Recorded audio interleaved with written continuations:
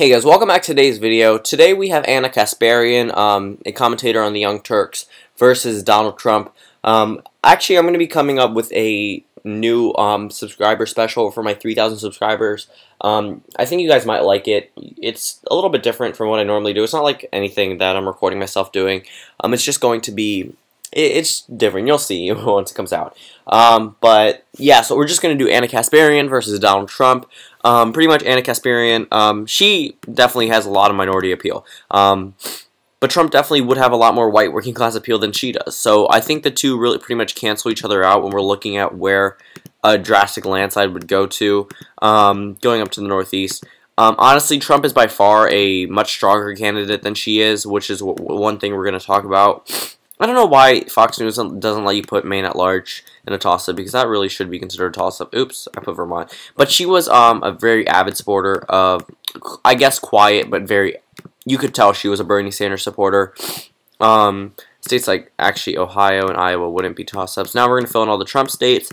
But you could tell she really wanted Trump to win the Sanders to win the 2016 Democratic primaries. It was very, I guess, vocal. I mean, the way that they spoke on the Young Turks with her and Cenk Uygur, that really, I could tell that they had Sanders. They really wanted Sanders to win. And if you just look at their channel, they're pretty much very liberal biased. They're open about that as well, so it's not necessarily something they try to hide. But Kasparian coming from there, especially with all the, especially with all the bad things tied with the news organization itself, it wouldn't necessarily help her on a national level. So we're going to actually fill in a couple more states for President Trump. Going over to North Carolina, that would be an easy one for him. Down in Florida as well.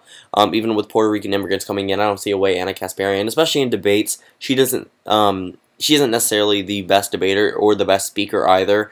Rallying up the base is something that the Democrats really need to do, as they are trying to do for the 2018 midterm election. She isn't necessarily the candidate to do that. Going over to Wisconsin, Donald Trump would, I think, carry Wisconsin and hold on to Maine's 2nd district, giving him 270 electoral votes. Or not necessarily done yet.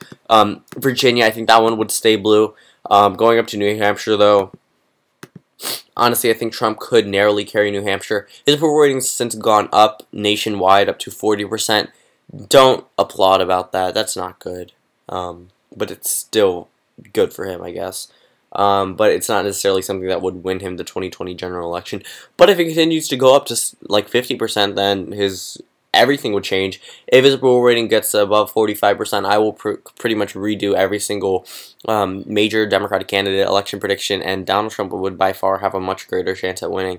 Honestly, my new race changes on the Hillary Clinton versus Trump map, that one where I gave her Florida and gave him Wisconsin, and my reasoning behind that was Hillary Clinton didn't necessarily appeal to the white working class, but with new Puerto Rican immigrants coming in after just being affected by the hurricane, with this approval rating lower than a lot of presidents were in their first year in Florida, that was not necessarily a good thing for him. Going up to Wisconsin, his approval rating has since gotten a little bit higher after the tax bill. Didn't really affect the people of Florida that much in approval rating wise, but Wisconsin, white working class, again, the economy isn't everything though, so watch out for that. Healthcare is a major issue nationwide. Going over to Nevada and Colorado, I honestly think Trump could carry Nevada. I mean, he was points away from doing it in 2016, but I think Kasparian could hold on to Colorado for the Democratic Party. Going over to Pennsylvania and Michigan, these are states that I think Donald Trump would hold on to, and my reasoning behind that is Donald Trump was pretty much a strong candidate in 2016. He was able to hold on to these states, pick up these states, which was very surprising. Again, with the economy on the rise and Trump's approval rating going up a little bit higher, Kasparian, #1, isn't known nationwide, and everything tied to her makes her look like she's more of a progressive, even though she tries to give off the more, I guess, moderate appeal. And then Minnesota, I think Kasparian would carry Minnesota narrowly, just as Hillary Clinton did. But this is the final electoral map: 222 electoral votes for Kasparian to 316 for Trump. Thank you guys for watching this video, and I'll see you all tomorrow.